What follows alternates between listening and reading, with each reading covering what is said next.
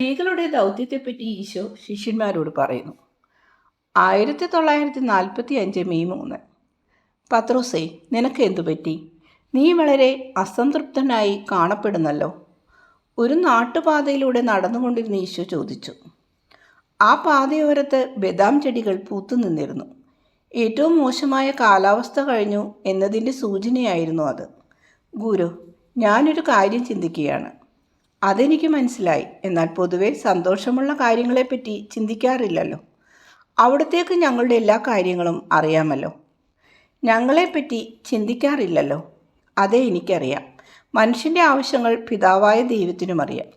എന്നാൽ ആവശ്യങ്ങൾ തുറന്നു കാണിക്കുന്ന ആത്മബന്ധവും സഹായ അഭ്യർത്ഥനയും അവിടുന്ന് മനുഷ്യരിൽ നിന്ന് പ്രതീക്ഷിക്കുന്നു. നിങ്ങൾ ദുഃഖിതനായി കഴിയുന്നത് ശരിയല്ലെന്ന് പറയാൻ എനിക്ക് കഴിയും. അതായത്, എൻ്റെ ഭാര്യയ്ക്ക് അങ്ങയോട് ആദരവുണ്ടെന്നോ? ഉണ്ടല്ലോ പത്രോസ്.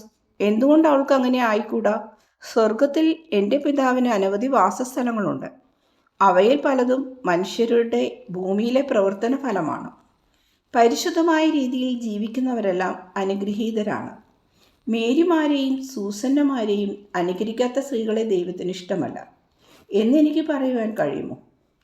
അങ്ങനെ പറയരുത്. എൻ്റെ ഭാര്യ അങ്ങയെ വിശ്വസിക്കുന്നുവെങ്കിലും മറ്റു പല സ്ത്രീകളെയും പോലെ അങ്ങയെ അനുഗമിക്കാൻ അവർക്ക് കഴിഞ്ഞിട്ടില്ല. ബെർത്തലോമിയ പറഞ്ഞു. എൻ്റെ ഭാര്യയ്ക്കോ പെൺമക്കൾക്കോ അത് കഴിഞ്ഞിട്ടില്ല. കഴിഞ്ഞ ദിവസം ചെയ്തതുപോലെ നമുക്ക് ഏത് സമയവും ആതിഥ്യം അരുളുവാൻ തയ്യാറുള്ള അവർ വീട്ടിൽ തന്നെ കഴിയുകയാണ്. ഫിലിപ്പോസ് പറഞ്ഞു. എൻ്റെ അമ്മയും അങ്ങനെ ചെയ്യുമെന്ന് ഞാൻ വിചാരിക്കുന്നു. എല്ലാം ഉപേക്ഷിച്ച് വരാൻ അവർക്ക് കഴിയുകയില്ല. അവർ താൻ പോരുമയുള്ള ഒരു സ്ത്രീയാണ്. ഇസ്കരിയോത്ത പറഞ്ഞു. അത് ശരിയാണ്. എനിക്ക് ദുഃഖമുണ്ട്. കാരണം ഞാൻ വിചാരിച്ചു ഞാൻ വെറും ഞാനൊന്നും പറയുന്നില്ല, പത്രോസ് പ്രതികരിച്ചു.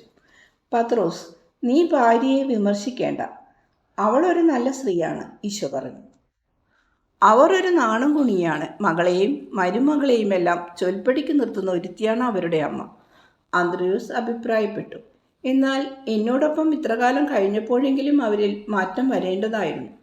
ഹേയ് സഹോദര, അങ്ങൊന്ന് മനസ്സിലാക്കണം. അങ്ങ് അത്ര വലിയ മര്യാദക്കാരനൊന്നുമല്ല.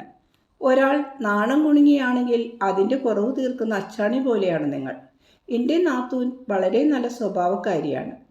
തൻ്റെ അമ്മയെയും അവരുടെ ദുശ്ശാഠ്യത്തെയും നിങ്ങളെയും നിങ്ങളുടെ മേൽക്കോയ്മയെയും അവർ സദാ സഹിക്കുന്നു എന്നത് തന്നെയാണ് ഇതിനുള്ള ഏറ്റവും നല്ല തെളിവ്. അന്ത്രയോസിൻ്റെ തുറന്നടിച്ചുള്ള ഈ വർത്തമാനം കേട്ട് എല്ലാവരും ചിരിച്ചുപോയി. തൻ്റെ മേൽക്കോയ്മയെപ്പറ്റി പറയുന്നത് കേട്ടപ്പോൾ പത്രോസ് അന്തം വിട്ടുപോയി. ഈശോയും ഹൃദയം തുറന്ന് ചിരിക്കുന്നുണ്ടായിരുന്നു. അവിടുന്ന് പറഞ്ഞു, എന്നിൽ വിശ്വാസമുള്ള സ്ത്രീകൾ എല്ലാം ഉപേക്ഷിച്ചെന്നെ അനുഗമിക്കാതെ വീട്ടിൽ തന്നെ ഇരുന്നാലും അവർ എനിക്ക് പ്രിയപ്പെട്ടവരാണ്. അഥവാ എല്ലാവരും എന്നെ അനുഗമിക്കുന്ന പക്ഷം ചിലരോടൊക്കെ വീട്ടിൽ തന്നെ ഇരിക്കാൻ ഞാൻ പറയും. ഇപ്പോൾ ചില സ്ത്രീകൾ എന്നെ അനുഗമിക്കാൻ തുടങ്ങുന്നു. അതോടെ അവരെ സംരക്ഷിക്കേണ്ട ചുമതല കൂടി എന്നിൽ വന്നു ചേർന്നിരിക്കുന്നു. യാത്രക്കിടയിൽ അവരെ എവിടെയെങ്കിലുമൊക്കെ താമസിപ്പിക്കണം. അല്ലാത്ത പക്ഷം അത് അന്തസ്സില്ലാത്ത ബുദ്ധിശൂന്യമായ പ്രവൃത്തിയായിരിക്കും. ഞാനും ശിഷ്യന്മാരും കൂടി എവിടെയെങ്കിലും ഒരിടത്ത് കിടന്നുറങ്ങും. എന്നാൽ സ്ത്രീകളെ ഞങ്ങളുടെ കൂടെ പാർപ്പിക്കാൻ പറ്റില്ലല്ലോ. എന്തെന്നാൽ അവർ കൂടുതൽ ആദരവ് അർഹിക്കുന്നു. ദൈവകൃപയെയും പ്രകൃതിയെയും ആശ്രയിച്ചാണ് ഞങ്ങൾ ജീവിക്കുന്നത്. പക്ഷേ അത് കണക്കിലധികമാവാൻ പാടില്ലല്ലോ. ഇപ്പോൾ സുഹൃത്തുക്കളുടെ വീടുകളിൽ ചെന്നാൽ നമ്മുടെ കാര്യങ്ങൾ നോക്കാൻ ആരെങ്കിലും സഹോദരിമാരുണ്ടാവും. പത്രോസേ, ഫിലിപ്പോസേ, ബെർത്തലോമിയോ, യൂദാസ്, നിങ്ങളുടെയൊക്കെ വീടുകളിൽ ഇങ്ങനെ ആതിഥ്യം സ്വീകരിക്കുവാൻ ഞാൻ വരാറുണ്ടല്ലോ. നമ്മെപ്പോലെ ഇടതടവില്ലാതെ സഞ്ചരിക്കാൻ നമ്മുടെ സ്ത്രീകൾക്ക് കഴിയുമെന്ന് നാം പ്രതീക്ഷിച്ചുകൂടാ. അതിനു പകരം നമ്മുടെ വിശ്രമ സങ്കേതങ്ങളിൽ അവർ ഉണ്ടായിരിക്കട്ടെ.